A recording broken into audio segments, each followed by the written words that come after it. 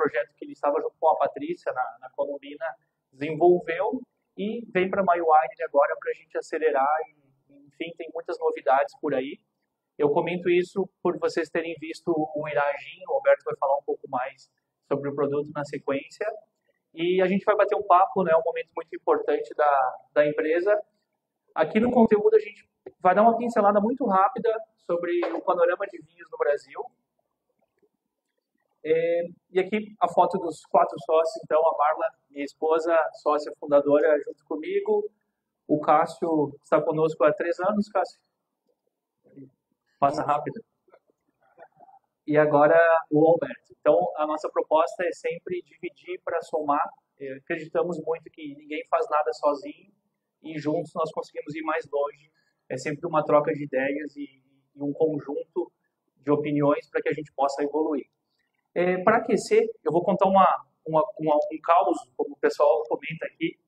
Ontem nós estávamos lá na Ficomex, participamos da feira, o Rildo estava por lá. Ficamos 2 dias na feira e eu cheguei no stand da MyWine e tinha um senhor degustando alguns vinhos. Dei um oi para ele e ele começou a fazer algumas perguntas para mim. Muito rápido ele quis saber sobre toda a história da MyWine. Eu resumi a história longa, contei sobre a história da MyWine e ele começou a falar comigo de uma forma muito técnica. Logo eu entendi que ele era alguém do mercado. O senhor Amaury, ele é um enólogo. Ele é associado à ABE, Associação Brasileira de Enologia, e comentou comigo sobre o mercado de vinhos e a experiência que ele teve no mercado de vinhos. Acredito que ele falou uns 10 minutos e ele me contou tudo de negativo que tem no mercado. A dificuldade, não tem como trabalhar, a concorrência, Goiás, Goiânia, 1,5 milhão de habitantes, o povo não toma vinho, o povo toma cerveja, o imposto é muito difícil. E eu ouvindo um pouco aquilo, e aí ele fala para mim, e aponta para o stand que estava na frente, uma grande indústria farmacêutica, e ele me fala, ó, aquela empresa ali é minha. Eu falei, que bom, então o senhor não atua no mercado. Não, eu tentei, não atuo no mercado mais, e além da indústria farmacêutica, eu sou o presidente da Associação das Indústrias do DAIA, e contou um monte de outros projetos dele, e ele vira para mim e fala, e lá na MyWine, quem está contigo lá? Fala, os meus sócios.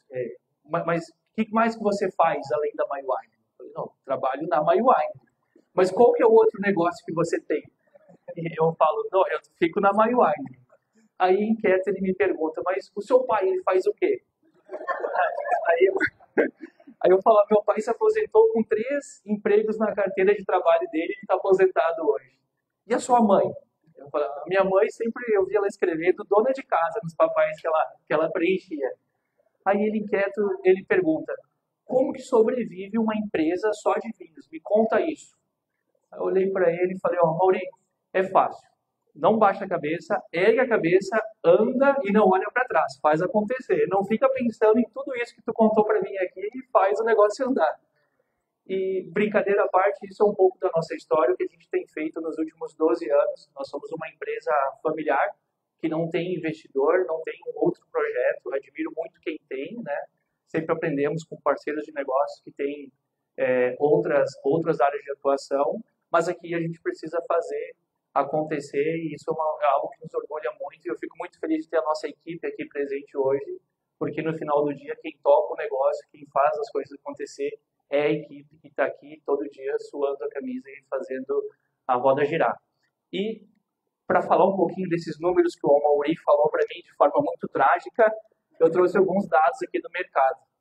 E esses números eles vêm da OIV, que é a organização da Wine and Vine, onde eles levantam números do consumo dos vinhos e também eu compilei alguns dados que o Christian Burgos, da revista Adega, nos passou através da Ideal Consult, que é uma empresa que ele já tem 10 anos e ele absorveu no grupo da revista Adega.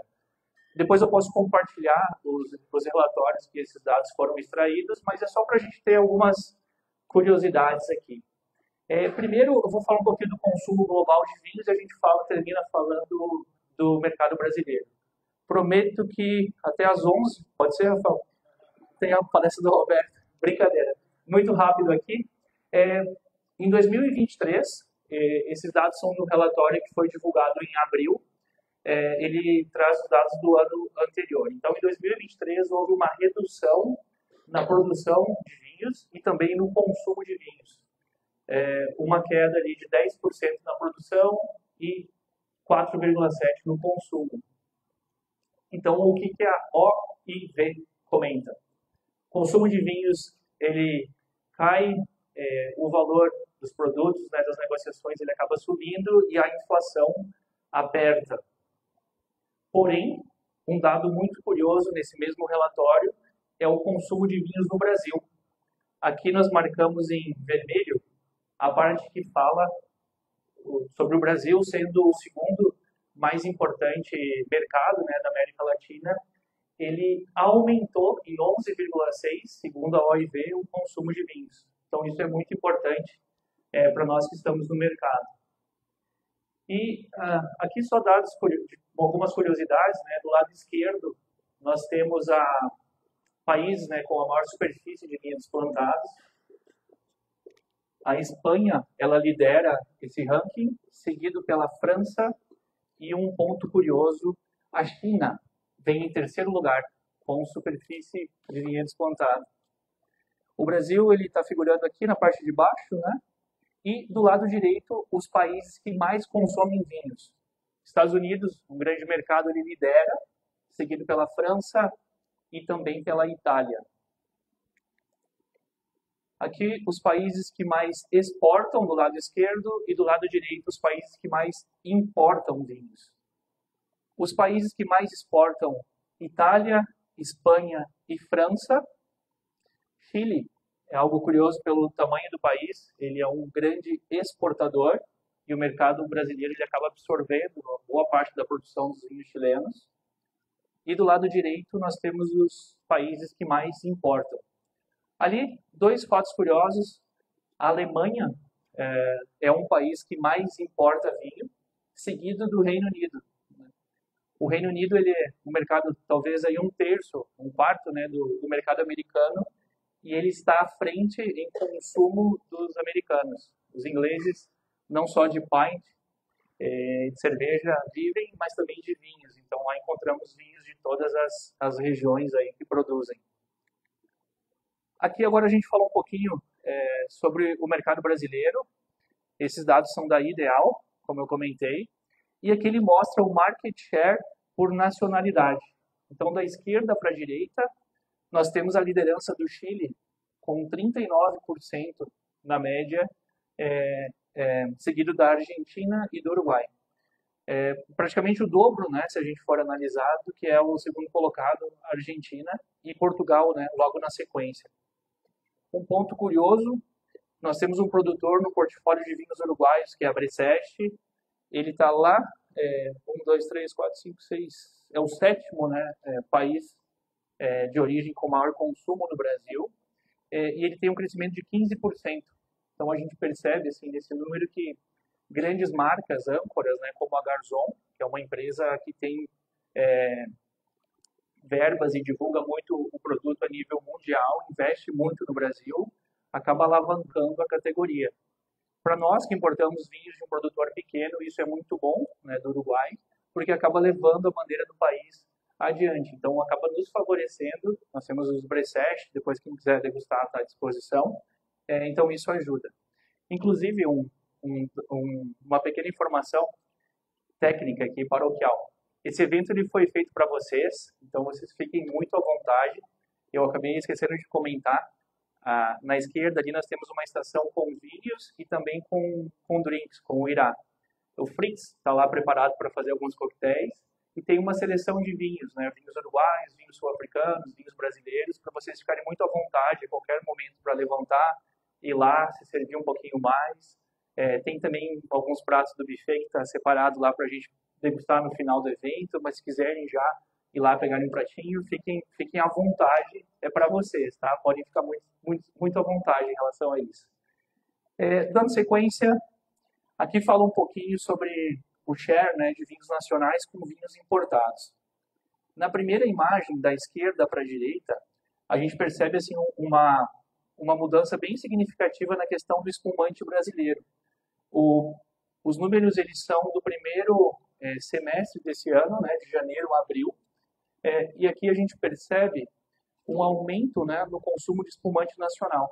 Então, ele, se comparado com o ano anterior, há um aumento de 8% em relação ao consumo. Na imagem do lado direito, a gente percebe o vinho importado também aumentando o consumo e o nacional, infelizmente, estagnando o consumo. Nós temos aqui dois grandes empreendedores, muito corajosos, que nós admiramos, que é a senhora Sheila e o senhor Ricardo. Eles são da Vinícola São Patrício, é um grande prazer tê-los aqui conosco. E nós sabemos muito da dificuldade que é para trabalhar o vinho nacional e esse momento importante que o vinho nacional tem representado no mercado, com produtos de muita qualidade. Aqui nessa imagem ele fala um pouquinho o vinho nacional em relação aos vinhos espumantes, né, importados. Então, na primeira imagem, nós temos os espumantes brasileiros e os vinhos tranquilos. Então, a proporção ainda é muito baixa quando nós comparamos em azul o consumo de espumante com o de vinhos tranquilos.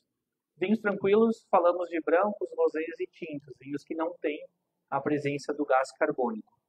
Se alguém tiver alguma pergunta, fiquem à vontade. Na imagem do lado direito, compara-se o vinho nacional com o vinho importado em relação ao consumo. Um dado importante aqui para ilustrar, a Ideal, eles coletam os dados de nacionalização junto à Receita Federal, eles têm acesso a esses dados, e eles também conseguem, com a Uvibra, os dados de produção dos vinhos brasileiros. Eles fazem um compilado para apresentar esse material. Ele é público, eles divulgam esse material, depois eu posso passar o link para quem tiver interesse.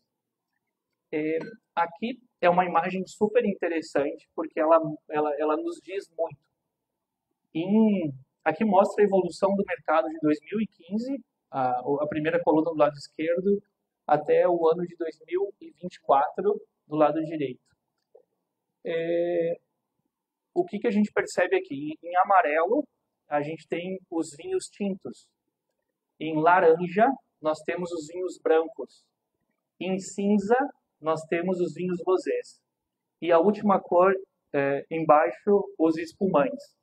Então, o que nos mostra isso? O consumo de vinhos tintos ele vem diminuindo, o consumo de vinhos rosés ele vem se mantendo, com uma crescente nos últimos anos, e os vinhos brancos vêm aumentando de forma muito significativa, né? Aqui 17% para 22% lá, e os espumantes se mantendo, né? Então mostra o que a imprensa, o que nós no dia a dia conseguimos sentir no mercado, né? Que é o aumento do consumo de vinhos brancos e do consumo de vinhos rosés. Isso é muito bom, né? Mostra que o brasileiro, nós estamos aprendendo a tomar vinhos leves, vinhos mais frescos, vinhos que combinam com o nosso clima. Pois não, Daniel? Obrigado.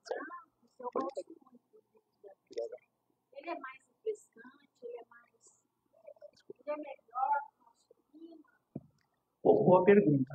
Se é melhor, assim, em relação aos espumantes, aí depende muito do gosto pessoal, mas como eles são vinhos que têm menos tanino, Daniela, e mais acidez, e serve-se, consome-se gelado, eles vão proporcionar muito frescor. Então é muito bom para consumirmos durante o dia, no almoço, na piscina. É um vinho para toda hora, né? Por serem leves, refrescantes, a acidez faz a boca salivar, né? Essa salivação é agradável, né? Especialmente em dias quentes, então favorece muito nesse sentido. E consome-se mais. Então, no mercado, para nós que estamos no mercado, é muito bom, porque acaba fomentando mais o consumo, né? O mercado evolui, o mercado cresce. Obrigado pela pergunta. E, para finalizar, um dado super interessante que o Christian nos passou. O Brasil ele tem 1.041 importadoras ativas, né? Importadoras que estão com CNPJ ativo e apto para importar. E dessas 1.041 empresas, apenas 363 empresas realizaram a operação de nacionalização de importação no primeiro semestre de 2024. Uma fatia ainda pequena. A MyWine está dentro desse número aqui. Felizmente, nós fizemos a operação de importação no primeiro semestre. E um fato também curioso, né, que chama muita atenção, 70% do mercado de vinhos importado no Brasil, ele é dominado por 20 importadoras. E as demais navegam aí nos 30% de mercado que nos resta. Então isso mostra muito que o mercado ele acaba sendo uma bolha, de certa forma, e precisamos de players, de novas importadoras, de novos produtores, de novas vinícolas, de novos profissionais. A Lorena é uma comunicadora que está aqui junto com a gente, influenciadora nas redes sociais, assim, para divulgar o produto, para levar o estilo de vida, né, para associar o vinho ao lifestyle, como a turma fala, para que cada vez mais, claro que com moderação, a gente consiga consumir vinhos, né? Então é um dado importante. Não sei se alguém tem alguma pergunta, eu vou passar a palavra já em breve para o Alberto, que vai falar um pouquinho sobre destilados, né? Mas antes disso, alguém tem alguma pergunta?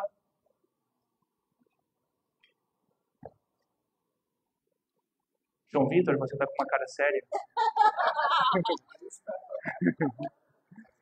Você está meditando no vinho, João Vitor. Muito bom. Pois não, Lorena. Goiânia, Goiás. Como você percebe essa crescente do consumo? Participa de pontarias, você sabe disso. Como é que você percebe? Porque é algo crescente. Eu, como consumidora, propagando também o consumo de vinho, eu percebo essa crescente. Mas ela está sendo bem-vinda, ainda falta muito. Ótimo, obrigado pela pergunta. Aqui junto, atrás de você está o Daniel e o Arthur. Antes de responder, Lorena, se me permitiu, veio uma flores para alguém que segura as pontas da Maio Winery.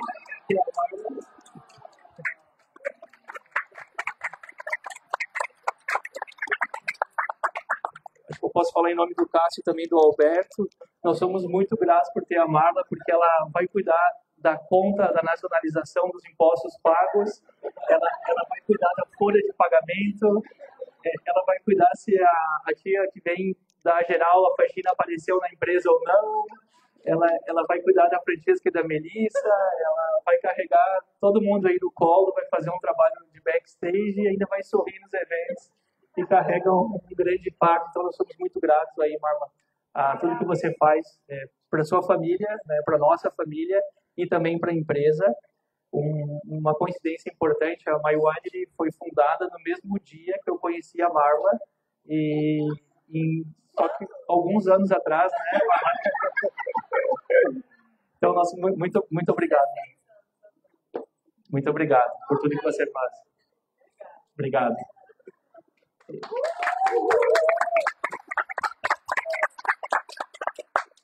Vamos ver se a situação melhora agora.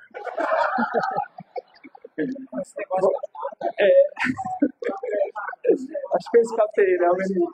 É isso. Errou a data, eu vi pela cara e falei, nossa. Ainda bem que o Rodrigo me ajudou. Obrigado, viu, Rodrigo? Maravilha. Bom, respondendo à pergunta da Lorena, o Daniel de Moura está aqui junto conosco, que é um sommelier que está no mercado há muito mais tempo que nós. Junto com ele está o Arthur, que trabalha também no mercado de vinhos. E acredito que eles possam nos contar muito com mais propriedade do que eu essa evolução do mercado goiano, que a todo dia, né, a cada dia, evolui e se torna um mercado muito representativo no mercado brasileiro de vinhos. As importadoras, né, as empresas, as vinícolas nacionais miram esse mercado. Produtores, né, como a dona Sheila e o senhor Ricardo, fazem investimentos para produzir vinhos de qualidade aqui no estado. Então, a gente percebe, sim, uma grande evolução. E a fronteira do vinho brasileiro, ela mudou, né? Não é mais somente o Rio Grande do Sul, que até alguns anos atrás dominava a produção de vinhos. Hoje tem o Vale de São Francisco, o Cerrado, muitas outras regiões que produzem vinhos. Não sei se você quer complementar com algo, Daniel.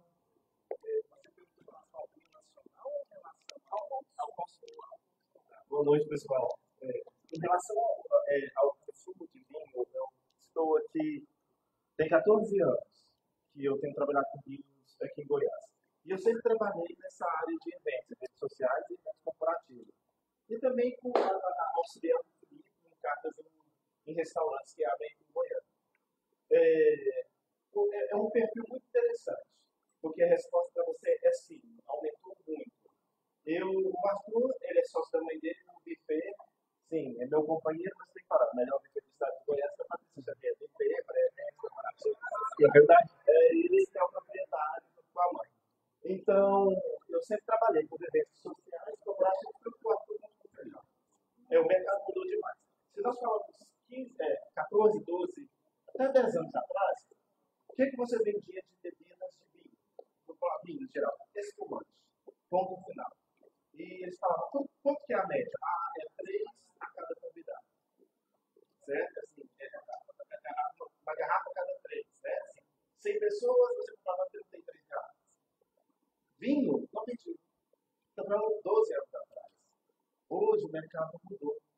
Hoje, mesmo com todo o casamento, o evento social corporativo, tendo bares de drinks, porque todos têm, que é um mercado que também não existia, e que agora todo casamento tem, o espumante, ele diminuiu um pouco. Antes a gente falava que era uma média de 1 a cada 3, agora é 1 a cada 5. Ou seja, o consumo do espumante em eventos. Não estou falando na restauração. Agora, vinhos, é 1 a cada 4, 1 a cada, dependendo, se for festa nossa, 1 a cada 2.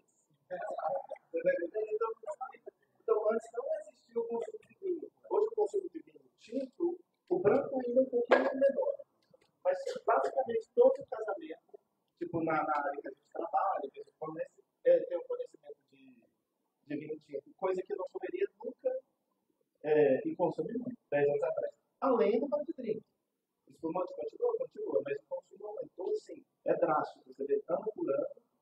É muito interessante ver. E também o nacional entrando junto, com certeza, mas é isso mesmo. Mas aumentou, é assim, muito bom de ver. Excelente. Eu só queria comentar. Eu só queria comentar, 12 anos atrás, quando nós decidimos voltar para o Brasil, Obrigado. o Nick, ele cresceu no mundo do vinho. O avô dele, ele tinha umas garrafas, tinha como que era? Vinhos não potáveis. Tinha as garrafas e tinha também os barris que ficavam no Porão. porão da casa deles, e isso é normal no Rio Grande do Sul. Garrafões, né? Isso não é daqui, sabe que isso é normal. E nós decidimos focar no vinho nacional. E quando nós chegamos, nós tivemos a maioria dos nossos vinhos eram nacionais. E nós tivemos pessoas que vieram na nossa loja, no Parque das Laranjeiras, de 36 metros quadrados, e viraram com ela para a gente: eles são doidos? Fecha essas portas. Isso é louco. Sai daqui, volta para Londres. Ou então, vai focar em outra coisa. E nós começamos degustações das cegas dos vinhos nacionais. Porque o nosso foco era o vinho nacional. Apesar de hoje nós importarmos, porque faz parte do mundo do vinho, nós também focamos nos vinhos nacionais, nós temos produtores nacionais que a gente foca, que a gente quer trabalhar, que a gente trabalha muito forte, porque não deixa de ser o foco da Mainline. Nós começamos a apresentar os vinhos nacionais. E a gente, primeiro, nós começamos a fazer degustações mostrando os rótulos. E as pessoas olhavam e falavam assim: ai, não, obrigada. A gente começou a pensar: não, vamos fazer uma degustação a sério.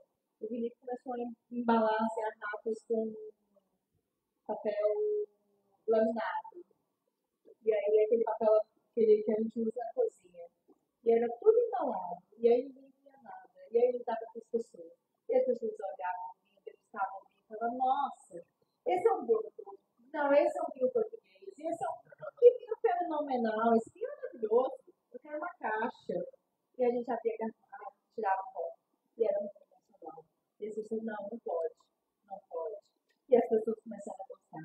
E nós temos clientes até hoje, de 12 anos atrás, que voltam para comprar os vinhos nacionais, porque aprenderam a degustar lá atrás o que a gente tentou mostrar para eles, que na verdade a gente vê que aquele preconceito que existia hoje, muitos já foi quebrado, mas já precisa ser quebrado, porque a gente consegue ver além que deu uma queda, precisa voltar, porque afinal de contas as vinícolas nacionais começaram a crescer e desenvolver cada vez mais, né? Então, é um trabalho e a gente precisa desenvolver isso. mas a gente estamos no caminho, o Brasil está no caminho. Não vou falar que todos são de alta qualidade. Estamos num período de aprendizado ainda, mas os brasileiros, os índios, eles estão cada vez crescendo mais, desenvolvendo mais, e a gente tem vinho de muita qualidade, e espumantes de muita qualidade, são super premiados lá fora, a gente merece muito reconhecimento. E Sheila, vocês estão de parabéns, porque vocês têm precisado de muito reconhecimento. Muito obrigada. Parabéns. Bom, obrigado, Marlon. Obrigado, Daniel, pela contribuição. Para fechar e não atropelar o horário do Alberto e também do Rafael, tem um conteúdo muito importante vindo. Deixo uma frase que eu tenho aprendido com o Albenir, lá no Dale. Quais são os nossos planos para o futuro? Os nossos planos para o futuro é viver a jornada e não o destino. Aproveitar o hoje, o que nós estamos fazendo aqui e agora. Não só pensar onde nós queremos chegar. Então, meu muito obrigado pela atenção de vocês. Eu convido o Alberto para bater um papo agora sobre um outro assunto importante. Obrigado.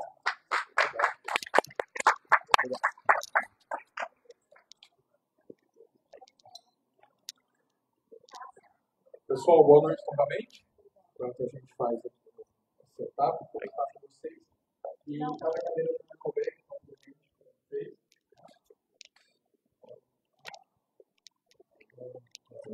Obrigado. Você posso tomar um vinho? Ah, depois eu vou. Pode ser os dois. Não, o branco. Agradecer Cássio, Marta, Felipe, pela oportunidade de compartilhar com o online. Sou novo,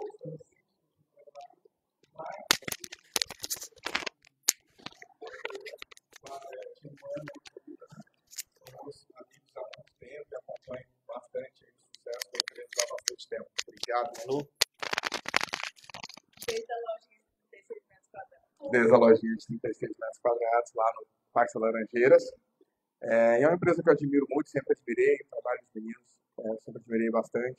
E hoje eu me sinto muito honrado em fazer parte desse time.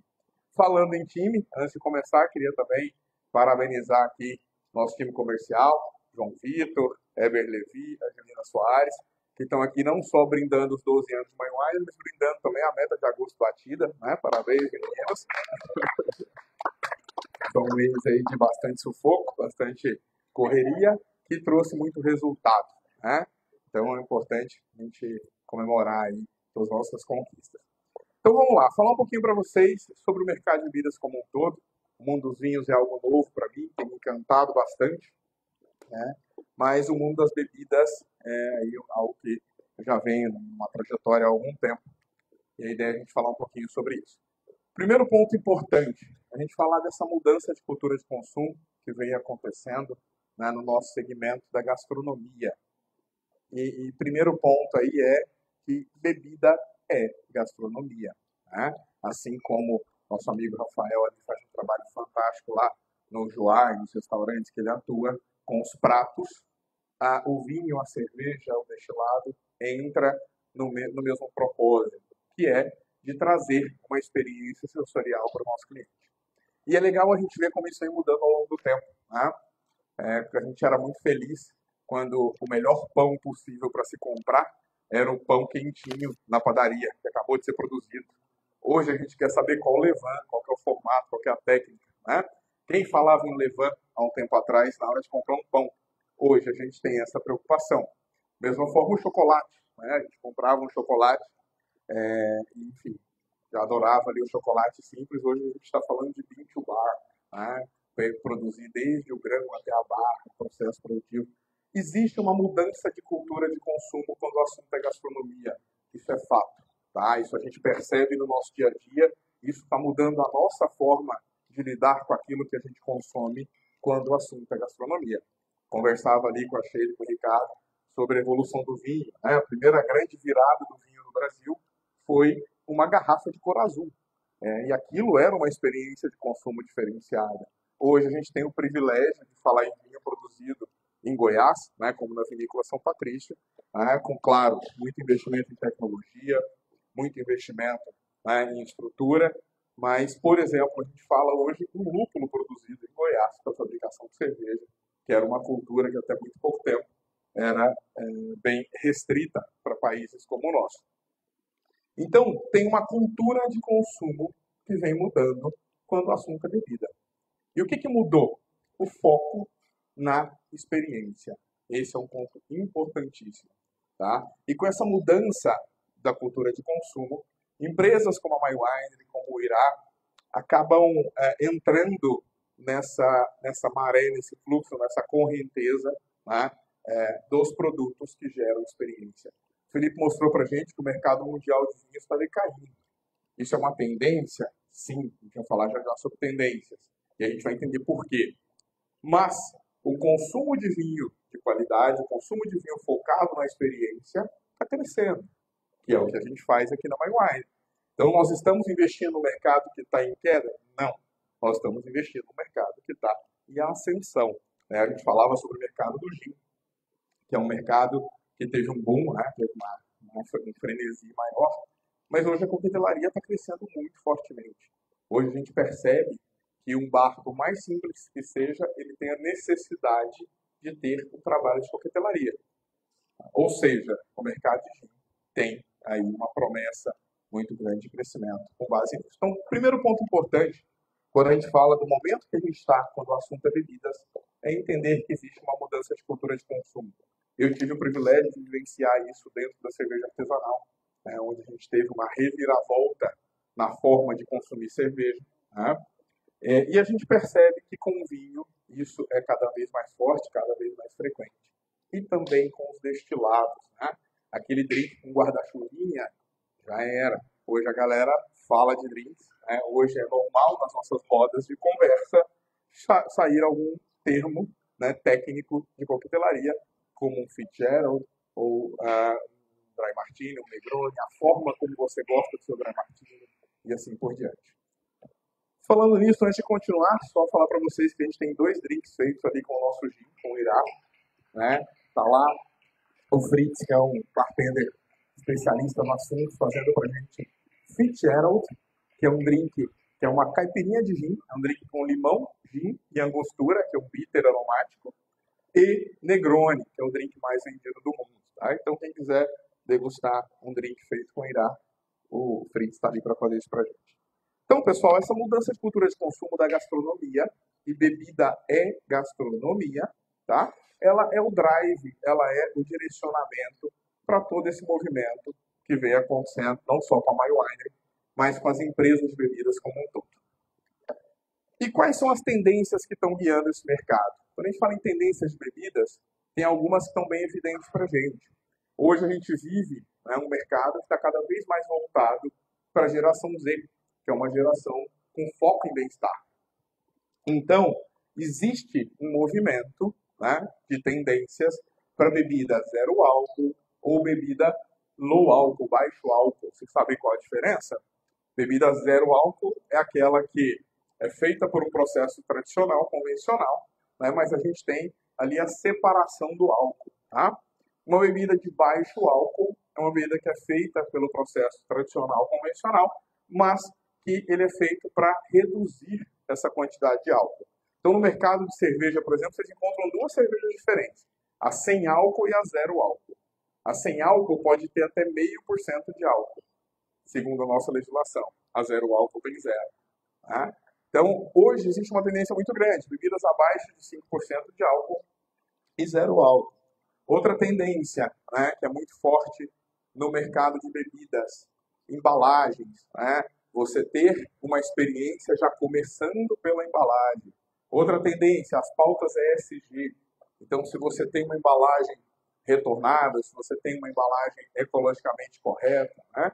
Qual tipo de energia que você utiliza no seu processo, são pautas importantes, né, hoje dentro do assunto tendências.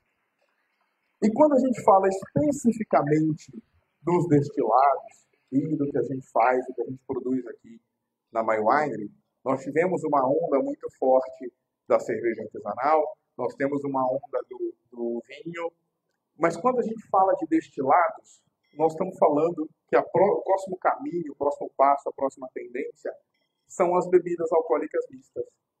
Vocês sabem o que são bebidas alcoólicas mistas? Não? Mas muito provavelmente vocês já consumiram bebida alcoólica mista de alguma forma. Eu falei para vocês que a coquetelaria está crescendo muito.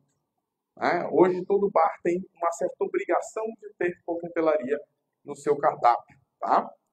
E a bebida alcoólica mista é uma extensão da coquetelaria. É você conseguir tomar o drink comprando ele na prateleira do supermercado. Exemplo que a gente vê em todos os supermercados, Skol Beats. Né? É uma mistura de bebidas alcoólicas que vai gerar uma bebida RTD. O que é o RTD? Ready to Drink. Né? Uma bebida pronta para ser consumida. Tá? Por exemplo, um Negroni, que vocês podem tomar aqui feito pelo Fritz, que facilmente pode estar pronto numa garrafa, numa gôndola de supermercado. Essa tendência da bebida alcoólica mista, ela vem muito forte. Por quê? Experiência sensorial. Outro ponto de tendência forte, produtos naturais. Tá? Uma proposta de orgânicos naturais. Um dado que eu tive acesso numa feira que eu fui, numa feira de alimentos bem grande aí, que acontece a cada 2 anos na cidade de Colônia, na Alemanha. Eu fiquei assustado, foi com as taxas de crescimento dos produtos kosher e halal. O que é kosher e halal? São produtos religiosos, árabe e judaico. Né? O kosher é árabe e o halal o kosher é judaico e o árabe é o halal. São produtos que têm algum tipo de trato religioso para chegar no cliente. Né? Um vinho halal, um vinho kosher e assim por diante. E por que isso? Porque as pessoas no pós-pandemia estão muito focadas em coisas naturais, em coisas mais saudáveis. E existe a ideia de que o kosher e o halal são saudáveis e naturais. Né? E nada mais é do que uma questão religiosa. Então, essa é uma tendência muito forte. E a gente vem com a linha Uirá seguindo um pouco dessas tendências, tá? Que eu vou falar para vocês daqui a pouco. Mais um ponto para poder apresentar, né, oficialmente para vocês a linha Uirá e o nosso futuro, né, o que a gente enxerga dessa marca, é terroir e regionalismo. O que define o vínculo de um produto com seu local de origem. A gente, enfim, tem a definição de terroir muito clara para o vinho, né? Ela está associada ao clima, ela está associada à altitude, ela está associada ao solo, né? Ela está associada a todas as questões do clima da região. Mas, mesmo quando a gente fala em vinho, existe um ponto de definição de terroir, que são os fatores culturais e sociais do produtor vinhadeiro. Né? Isso faz parte da definição do vinho. Tá? Por exemplo, os cortes tradicionais que a gente tem das uvas, né? Ou até mesmo as técnicas de produção, seja uma ânfora enterrada, seja um barril de carvalho e assim por diante. Tudo isso compõe terroir. Tá? Agora, quando a gente fala de bebidas como um todo, a gente pode expandir essa definição de terroir, né? Associando ainda mais a questões, né, culturais, ou até mesmo a questões climáticas, como, por exemplo, o vinho produzido em Goiás pela Sheila e pelo Ricardo, né, que tem uma técnica específica do vinho de inverno que faz toda a diferença nesse processo. Tá? E quando a gente fala da bebida, existe uma tradição muito forte da bebida com o local. Tá? Não sei qual de vocês já teve a oportunidade de experimentar isso com a cerveja, que é muito evidente. A cerveja de cada local. Seja, né, lá no Rio Grande do Sul, com a Polar, que está escrito no caminhão que é proibido sair do Rio Grande do Sul, né? Seja na região lá da Alemanha, por exemplo, de Düsseldorf e Colônia, que são 40 quilômetros que separam duas cidades, mas cada uma tem o seu estilo de cerveja e só vende aquele estilo. Se você for na cidade do lado, você não consegue tomar cerveja da cidade da frente. Né? Tem uma ligação muito forte com o local de origem. O Uirá, ele vem com toda essa carga, né? Toda essa carga de regionalismo. Por quê? Não só pelos ingredientes do Cerrado. Né? O Uirá hoje ele tem 10 botânicos na composição, 7 são botânicos tradicionais de gin, como Zimbro, que é um botânico obrigatório de gin, né? O Rafa, que produz o Uirá, se eu esquecer de algum, você me ajuda. Mas o Zimbro, que é um botânico tradicional de gin, semente de coentro, raiz de angélica, alcaçuz. Enfim, são 7 botânicos que são tradicionais de gin. Mas 3 trazem a cara do cerrado para o produto, que é a castanha de baru. A castanha na fabricação de gin tem a função de fixador, né, de fixar aromas. A casca do limão China, que é um limão que a gente valoriza muito aqui na nossa região, tá? Que lá vocês chamam de limão bergamota. E a casca da tangerina fuxiqueira, que é aquela tangerina da casca fininha, que tem bastante aroma. Né? O nome fuxiqueira vem, inclusive, do fato de você não conseguir esconder que comeu uma tangerina, porque você chega e ela está, né, cheirando bastante. Isso traz esse regionalismo, né, para o produto. Ah, boa, Felipe, já vamos passar o Irá para vocês sentirem todos esses aromas que nós estamos comentando, né, para vocês conhecerem um pouquinho do gin. Oi? Perfeito. Ó, vocês vão colocar a garrafa, passar pelo nariz para poder sentir o aroma. Pessoal, gin, pela legislação brasileira, tem que ter aroma predominante de zimbro. Então, o principal aroma que vocês vão sentir é o zimbro, tá? Para quem já usou zimbro para cozinhar, vai conseguir identificar isso mais facilmente. Logo depois vem o quê? Vem os cítricos, tá? Tangerina fuxiqueira e limão China. E o baru? O baru, como eu falei para vocês, as castanhas do gin têm a função de fixador. Fazer gin é igual fazer perfume, é o mesmo processo. Aí você tem que extrair aromas e fixar esses aromas, né? Então a castanha, ela é um fixador, tá?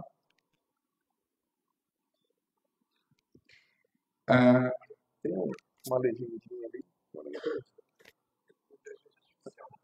É inteligência artificial.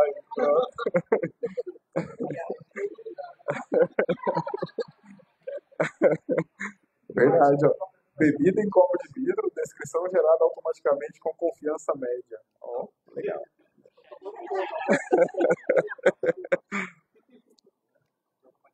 Então, pessoal, quando a gente fala de regionalismo para bebida, quando a gente fala de terroir, esse espectro ele é muito amplo, tá?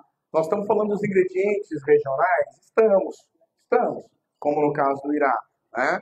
Como no caso lá do Projeto Cerveja Columbina, que tem muito essa bandeira, né, como regional, né, que eu tive o privilégio de fazer parte por tanto tempo, e esse é um ponto muito forte, né, para a marca Columbina, para o Irá, enfim. Mas nós estamos falando também, né, de outros aspectos, não simplesmente do ingrediente, tá? Nós estamos falando de questões culturais, nós estamos falando de uma dupla poda, que é um ponto fundamental para o cerrado produzir vinho, e assim por diante. Tá? E por que eu estou explicando tudo isso para vocês? Pelo seguinte motivo. E como eu tenho um bom professor de gestão do tempo, eu vou entregar aqui para ele já, né, dentro do meu prazo. Para comentar com vocês o que é a marca Irá e o que a marca Irá se torna dentro da estrutura My Winery. Tá?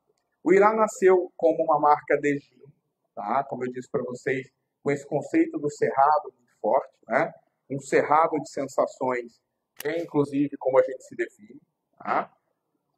E agora, nesse momento, a gente expande a linha Irá para uma série de outros produtos que vem a se tornar a linha de brasilidade da My Wine. Como assim, Alberto? A My Wine está no mercado há 12 anos, importando vinhos. Tá? Nós importamos vinhos hoje de 4 países diferentes, Argentina, Chile, Uruguai e África do Sul. E até o fim do ano vamos completar 6 países nessa lista. Mas nós também produzimos vinho no Brasil. Nós produzimos vinhos com parceiros brasileiros. Né? Nós temos um espumante de Flores da Cunha, que é o Casari, que hoje o espumante brasileiro, o espumante da Serra Gaúcha, tem uma qualidade, né, muito grande, né, tem um reconhecimento internacional por qualidade. Nós produzimos vinho, como vocês tomaram aqui na entrada, o My Winery 02, com parceiros nacionais, com parceiros locais, tá? Mas a marca de brasilidade, a marca que vai concentrar todo esse conceito regional da My Winery, daqui para frente é o Irá. E a gente vem com essa expansão de mix, expansão de leque de produtos, tá?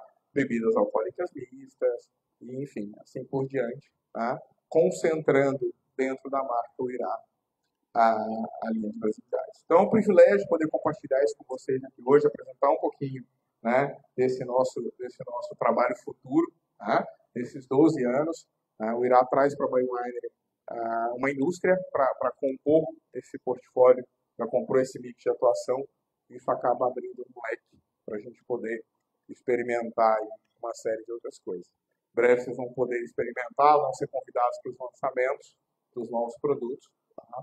Sempre com essa proposta de brasilidade, de cerrado, de regionalismo. Pois não, Marta?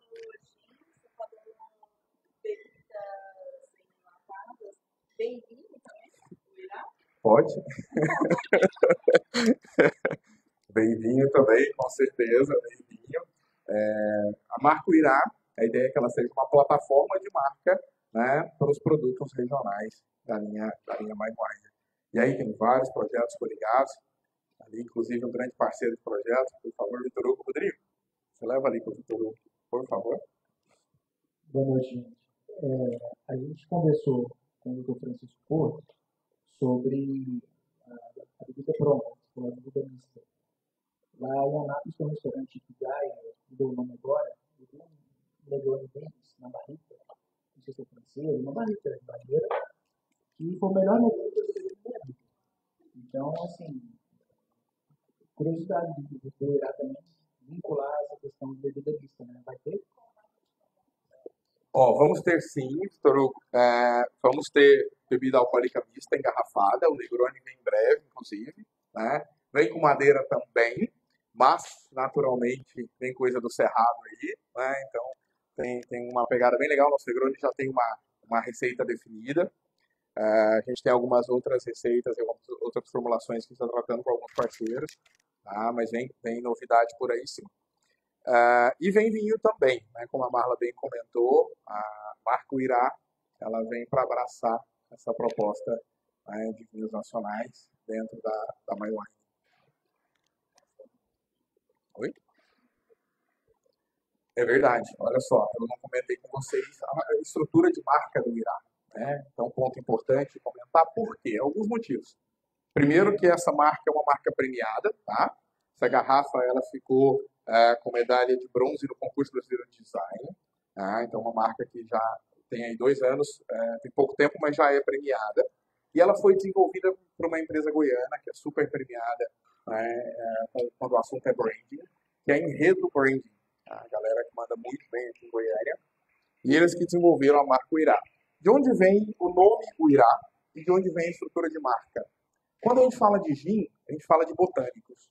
O que são botânicos? São vegetais aromáticos que são utilizados para poder trazer características aromáticas para o gin. O gin, pessoal, é um perfume. Tenham sempre isso em mente, tá? É um perfume. A ideia é essa. Eu vou extrair compostos aromáticos, né, de vegetais para transferir para a bebida. Exato. Né? Então, a gente usa vegetais aromáticos. Um pássaro tem tudo a ver com essa coleta de vegetais. Tá? O Irá significa pássaro em tupi.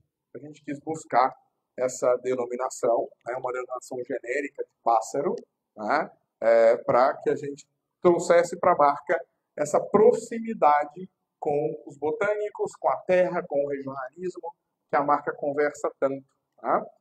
Então, a nossa linha de produtos ela sempre foi baseada em pássaros, né, da nossa fauna. Por quê? Porque o Irá já traz, né, esse nome aí de forma bem evidente. Né? Então, a marca tem essa estrutura de formação, um cerrado de sensações é o nosso slogan, tá? Que busca refletir toda essa riqueza do cerrado em gin e agora em bebidas alcoólicas mistas, em vinho e assim por diante. Tá? Pessoal, alguma dúvida? Alguma questão? Não? Então já vou chamar aqui a nossa estrela da noite, Rafael Medeiros. Tive a oportunidade recentemente de assistir uma palestra desse cara e é fantástica, tenho certeza que vocês vão gostar muito. Por favor, Rafael. Pessoal, obrigado pela atenção. Até breve. Obrigado. Ia complementar aqui com o Roberto, não sei se alguém quer fazer um trabalhinho, pegar algum alimento ali na mesa, tem um buffet à disposição também. Um drink. Quem tem a vontade de pegar drinks, né, Alberto? Obrigado, Alberto, pela apresentação. Rafael, seja muito bem-vindo. Pessoal, boa noite.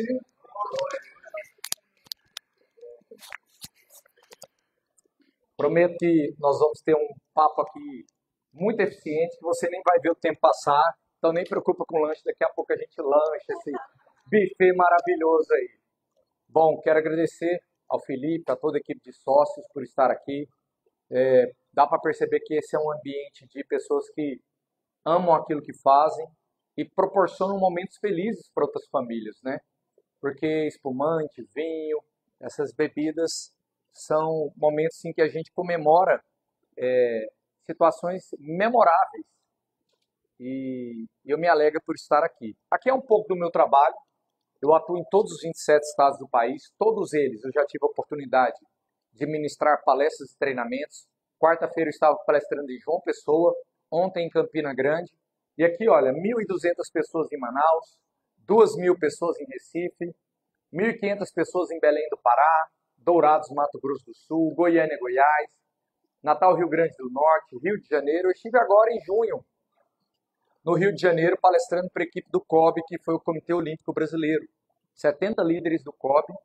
Fui o palestrante que treinou os líderes responsáveis por cada modalidade do Comitê Olímpico do COB. Aqui, Foz do Iguaçu, 1.000 pessoas, Florianópolis, Fortaleza, Hortolândia, São Paulo. E aqui são os treinamentos para até 20 pessoas, treinamentos de 8 horas. Já treinei empresas como iFood, Porsche, Petrobras, Janssen, Pfizer, Siemens, Samsung, Vivo, Coca-Cola, Pepsi. Aqui é a Emerson lá em Sorocaba, Melita de Café em Bento Gonçalves, Boreal Veritas em São Paulo, Grupo Croton em Londrina, Volkswagen em São Paulo, equipe de diretores da ANAC. Esse é o nosso trabalho. Agora é o seguinte, pessoal, eu quero que essa palestra valha a pena, que vocês possam falar, nossa, foi muito bacana o buffet, o atendimento, a educação de todos os sócios, mas a palestra também valeu a pena. Só que eu preciso da participação de vocês, então vamos lá, vamos ver se vocês vão participar mesmo. Posso contar com a participação de vocês, sim ou não? Sim! Não, Felipe, o pessoal é diferenciado, então vamos lá. 3 expressões farão parte dessa palestra, 3 expressões farão parte da palestra. Vamos criar uma sintonia entre nós. Primeira expressão, todo mundo diga comigo assim, ó, é para acabar. Diga comigo, é para acabar. Segunda expressão, diga comigo, sucatinha. Pergunta para a pessoa do seu lado, você conhece a sucatinha? Agora pergunte para ela, você é um sucatinha? Diga, é para acabar. E a terceira expressão, quando eu fizer esse movimento com o braço, vocês vão falar um nossa bem alto e esticado. Vamos lá? Nossa! Bem que o Felipe me contou que eu não vinha falar para sucatinhas, mas só para profissionais? Que participação, diga para o teu colega do lado. Parabéns, sucatinha. Bora lá, gente. É lógico que isso é uma brincadeira para a gente se divertir um pouquinho na palestra. Eu vou falar sobre gestão do tempo. Vou fazer 4 perguntas para saber se vocês deveriam estar nessa palestra. Primeira pergunta, alguém aqui já disse alguma vez, eu não tenho tempo? Diga, é para acabar. Segunda pergunta, alguém aqui já começou o dia falando, eu tenho tanta coisa para fazer que eu nem sei? Pergunta para o seu colega, é você, sucatinha? Terceira pergunta, alguém aqui já terminou o dia falando, parece que eu fiz 1 milhão de coisas, mas parece que eu não fiz? E a última pergunta, alguém aqui já disse eu estou na correria? Todos nós temos uma dor em relação ao tempo. Cada um aqui tem uma frustração. Qual é a sua dor em relação ao tempo? Às vezes não é falta tempo para você crescer a sua empresa. Às vezes você fica muito no operacional. Talvez a sua dor é centralizar tudo em você. Talvez a sua dor é que tua equipe leva toda hora problema para você e não resolve problema. Eu chamo até alguns membros da equipe de correio do diabo. Diga, é para acabar. Toda hora ele vem com a carta do inferno para falar de um problema. Pergunta para a pessoa do seu lado, conhece algum sucatinha? Olha o correio do capeta ali vindo. Às vezes a sua dor. Quem que vem na sua cabeça aí quando você pensa nisso? Às vezes a sua dor é algo da tua vida pessoal que está fora da agenda, tempo com os filhos, algo que te faz feliz. Qual é a sua dor em relação ao tempo? A maior parte do estresse que nós experimentamos é devido à dificuldade em gerenciar os nossos compromissos. De onde vem o estresse? Do sentimento de não controle. Quando você não se sente no controle das suas tarefas, você se sente estressado. Agora, sabe por que você tem uma dor em relação ao tempo? Porque você está crescendo. Pessoas que vivem na zona de conforto não têm dor em relação ao tempo. Só tem dor em relação ao tempo quem é produtivo.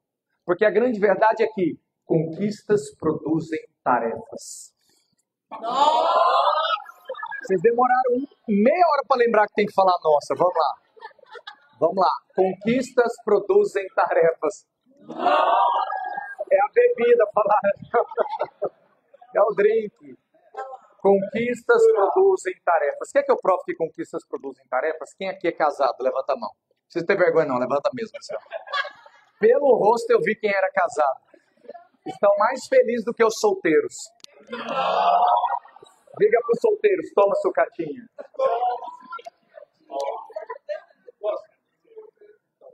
Casamento é uma grande conquista que produz tarefas. Alguém falou ali, aborrecimento. Produz tarefas. Quem aqui tem filhos? Levanta a mão. Eu tenho 2 filhas. Pelo rosto eu já sabia quem tinha filho. É porque está com cara de cansado mesmo. Filhos são uma grande conquista que produz tarefas. Alguém pensou despesa ali, né? Praticar a sua fé produz tarefas. Toda quarta-feira à noite eu lidero na minha casa um grupo familiar, eu e minha esposa. Toda quarta-feira, quando eu estou viajando, eu organizo as pessoas para liderarem no meu lugar, enquanto minha esposa lidera um grupo de crianças que são os filhos dos casais que vão na minha casa. Porque praticar a sua fé produz tarefas. Cuidar do teu corpo produz. Cuidar dos seus pais idosos produz. Eu estou numa fase de cuidar do meu sogro. Eu estou cuidando da geração de baixo e da geração de cima. Alguém está nessa fase? E eu falei para minha esposa, até o último dia da vida do seu pai, eu faço questão de cuidar dele. Por quê? Porque honrar os nossos idosos produz tarefas. Você manter-se profissionalmente onde está, tem tarefas. Se você quer crescer, você vai ter mais.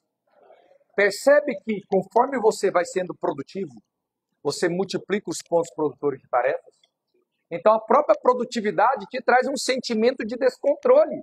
Ser produtivo cria uma dificuldade em você continuar sendo produtivo. E aí eu vou falar para vocês, se conquistas produzem tarefas e você vai ter que lidar com tarefas, no lugar de reclamar que tem muita coisa para fazer, aprenda a subir o nível da tua gestão do tempo. Porque gestão do tempo não é talento, é treinamento. E eu vou te dar 5 passos para você se tornar um gestor do tempo profissional essa noite. Primeiro passo, diga comigo, registrar.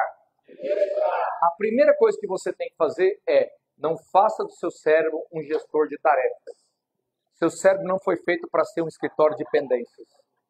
Seu cérebro não foi... É para acabar.